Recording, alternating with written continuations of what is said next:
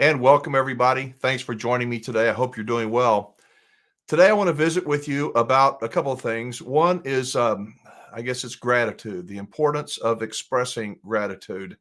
And I will illustrate that with a story that happened to me. And I'm going to respond to some of your comments to some recent videos.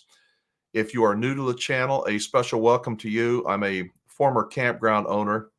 I have camped and RV'd and enjoyed the great outdoors and nature my entire life. And I'm supposed to be retired right now, but I love doing these videos. I love the community that we are building. Again, if you are new here, a special welcome. Read the comments down below. Meet some of the people. Very wise, very smart people. We don't agree on everything, but I think that we can collectively, I think that there's a lot of wisdom that we can share with you. So welcome aboard. All right, I want to start it off talking about gratitude, and it's the little things that can really, really have an impact on our lives.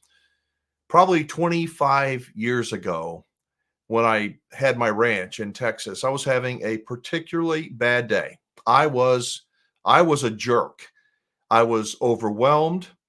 Employees were driving me crazy. Animals were driving me crazy. I had too many things going on, and I was just not very good to be around.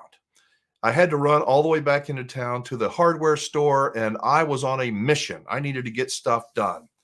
And so I was in no mood to be interrupted by anybody for any reason. And as I walked into the hardware store, there's some people to the side, left side of the door, and a guy sitting down at the table and some young teenagers, and they were selling raffle tickets. Well, the guy had a pair of crutches and he only had one leg. But they tried to sell me some raffle tickets. I'm like, thanks very much. I'm on a mission. So I went inside and I was kind of curt, kind of rude. Didn't mean to be, but I was focused. And so I go inside, find everything I get. I'm on my way back to the ranch, walk out the door. They said, are you sure you don't want to buy any raffle tickets? And I said, well, thanks anyway, but I got to go. And the guy sitting there, he said, you don't remember me. I said, no, have we ever met? Well, we've never met, but we talked before. I said, well, help me out. And I'm in a hurry. I'm in a bad mood. I got to go. It's not that I don't want to be nice. It's just I have other things that are more important. And he says, I never got the chance to thank you. For what? He said, well, you called me. He said he had the date. It was like a long time ago. And he said, you called me when I was in the hospital. And he said, I almost died. And you, speaking with you and what you sent me, helped me to live. I'm thinking, I don't know what he's talking about. And he said, well, my dad called you. You were doing the fishing show back then. I said, yes. He said, I was involved in a firearm accident. That's how I lost my leg. And all of a sudden I'm going, oh my God, I can remember this. The dad had called me up and said that his son was a young man that was on death's door, that the doctors didn't know if he was going to make it or not. And he loves you. And he watches you all the time. And could you call him and just talk to him? He'd just like to hear your voice. So I called this guy. I didn't know who he was, but I just thought, it's only going to take a couple of minutes. So I'd called him. And I can remember, man, he sounded bad. And the dad said, that he'd be grateful and everything. So I packaged up some VHS, old videotapes of my show, some magazines, and wrote him a nice letter. And that was the end of it. But he got it. I didn't know that. And he said, I never said thank you. He said, literally, you helped pull me through. I was going to die. I didn't want to fight for anything. Like, oh my God. And that story, it shocked me. Instead of me being in a foul mood and thinking of all these things that are attacking me, that I got to like playing whack-a-mole, got to get off my list. Here's this guy from 25 years ago that said that he never thanked me. And it was the greatest thank you ever. So I say that story in hopes that you will go back and you go, do I need to thank somebody for something? I don't know who it is or what they did. You do, if you'll think about it. But I promise you, no matter how bad of a day somebody's having, somebody calls up and goes, I only have a minute. Just want to tell you how much I appreciate you. And I, the wingman, I don't want to wait. to say thank you. So when I say thank you for being a part of this community, I truly, truly mean it. This is a community primarily of older folks who have made lots and lots of mistakes. I will never steer you wrong.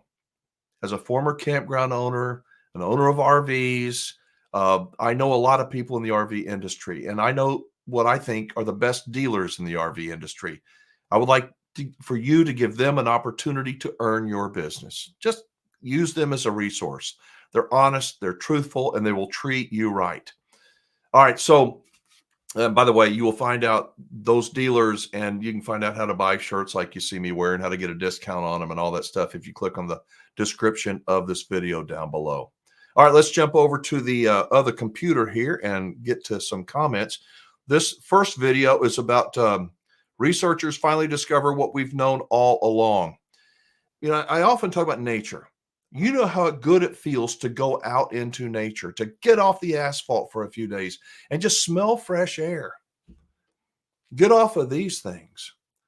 And so I talked about that researchers, literally scientific research has discovered that nature heals people. And so Marissa Vasquez wrote, and this shows you how smart some of the people are that watch this channel.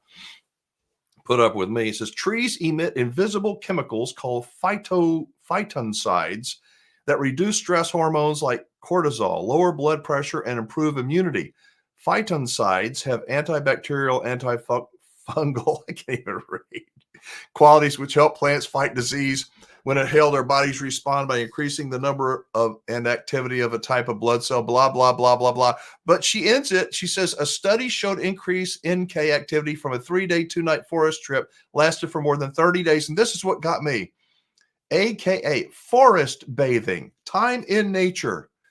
I heard the term forest bathing a while back, and I'm like, that sounds like some psychobabble, but it sounds like it's the truth. We know that, right? I mean, being in nature, being in the outdoors, taking a nature walk, doesn't have to be a big deal, but it turns out to be beneficial for our bodies. Who knew? And then Michael Lloyd says, greetings, Mr. Warren. One of the reasons I like your channel and productions is I never know when I will learn something new. Today was one of those days, as I have never heard the term limerance before. After I looked it up, I certainly believe that making a purchase can trigger limerance, like being in love might. Why else would shopaholics exist? So I talked about limerence. I heard this term years ago. Limerence and love are pretty much the same. Some people confuse the two, and it's easy to do that. Limerence is that feeling of just overwhelming, I just love this. You know, you could be in love with an RV. You could be in love with a meal. You could be in love with a person. It's not the meal. It's not the person. It's not the RV. It's the feeling that you have. Your body's creating these what do they call it? Dopamine, and where you just feel good. That's not love. You may call it love. It's more limerence. So look it up. I'm glad that Michael Lloyd, you learned something. I learned something all the time. And I learned something by y'all's comments. Please drop a comment down below. And then let's see what this one is. Oh, this is a good one. How wives should care for their husbands. This was back on Valentine's Day. And, you know, I had read some stuff from the 1950s, a story about how wives should care for their husbands to make them happy. And then, you know, I gave my take, and I think that in many ways, I reflect back on the 50s, the 60s when I grew up, and I miss some of the things back from then. I miss the connection with the family. I miss tradition. I miss a lot of things, not everything, of course, but not everyone agreed with me. And Michael Lloyd says, you seem oblivious. I can be very oblivious, trust me. Oblivious to the reality that this is not the 1950s. The 50s were horrid times for lots of Americans. Blacks were being lynched with no recourse. Schools and facilities were segregated. One cannot parse out pieces of the ecosystem as though they were standalone societal factors. Well, that's true. But guess what? We may not be lynching people like they did back in the 50s, but today is pretty nasty too. What's going on in our cities? What's going on in our families and our schools? Our societal rot, decay. So I'm not saying let's go back, but can we just examine some of the things that help make this country great and strong? Doesn't mean we have to send women back to make them barefoot and pregnant. I ain't saying that. but I am just kind of getting people to, hopefully getting you to think. And that's the purpose of this channel. Barbara Downey says, absolutely spot on about the nature thing. I've seen so many stories with people retiring to Baja, Costa Rica, etc. They come back to the States, see their doc, see their doc. Doc says, hey, what have you done? Their blood pressure's better, lost weight. They say, well, I don't eat fast food anymore. Get out and walk more. As Alan, as far as the article from the 50s, those days are over. I just looked this up. Get this. This is, to me, this is, it is factual and it's sad. I want to know how you feel about what Barbara said. She says the country with the highest percentage of single parent families in is the United States. The family structure's totally changed. The family of the 50s centered around the parents. Today's families are centered around the kids and their schedule. Children are our buds. Every little thing a kid does today, they're told, good job. I mean, everything. I saw a little boy step up on the curb, and that's what their mother told him. It's just weird to me to be told that for every little thing, So when you do something big, does good job mean anything when you've heard it a million times? Thanks for your videos. I don't know. Do you hear it? Yay! Yay, you flushed the toilet. Yippee! Good job. We are rewarding kids and making them so, aren't we coddling them? I mean, not always, but don't we over coddle kids? And is that a good thing? Or is the over coddling making them strong and resilient, able to get up off the proverbial mat when life knocks them down? Because it is going to knock them down. Let me know what you think. I think good job needs to be maybe backed off a little bit and reserved for when they do, I don't know, a good job. And a good job isn't just something easy to do. Another one we got, come on, Wingman. The RV depression's almost over. Kevin Fraser visits with the Wingman. This is, let's see, Kevin Fraser is a friend of mine. He's one of the RV dealers I trust. He's been in the RV industry for his whole life, literally his whole life.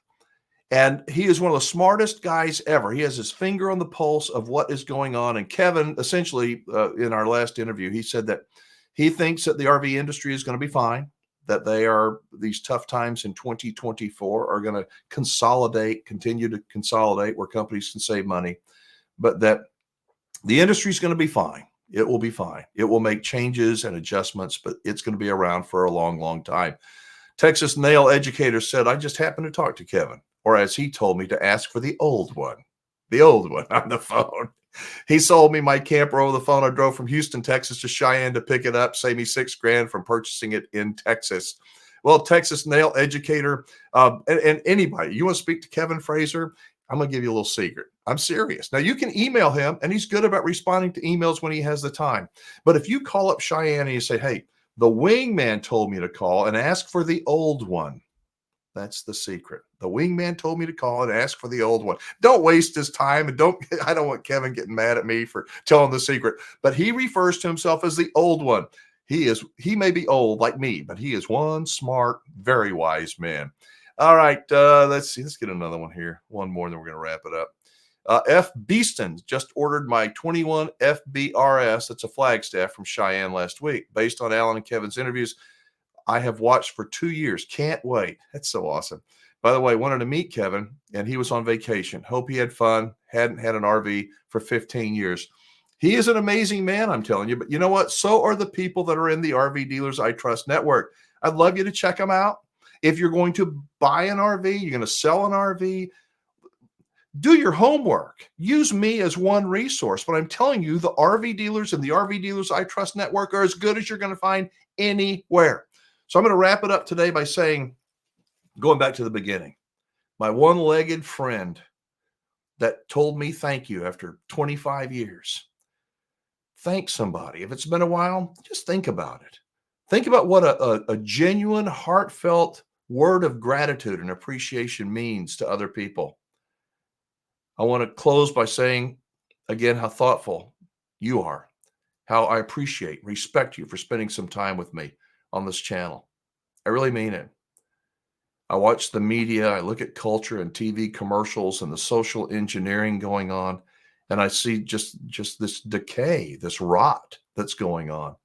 And it makes me sad, but it warms my heart to have people like you around this virtual campfire. So I hope you'll drop a comment below. Let me know what you thought of today's video. I'm going to get some thoughts together, and tomorrow I might talk about some positive things, some things that we can do to maybe, I don't know, what do they say, right the ship. But thank you. Thanks for watching. Thanks for being a part of this community. I'm Alan Warren, the Wingman. Be safe, have fun, play nice, and don't leave your good manners at home. Hey, it's the Wingman. Remember to check out my other YouTube channel of RV walkthrough videos of both new and used RVs for sale. The dealers who provide these videos are all Wingman approved, and I trust they'll take good care of you. A link to the other channel is right here. I hope you'll click on it, hit the subscribe button, and turn those notifications on.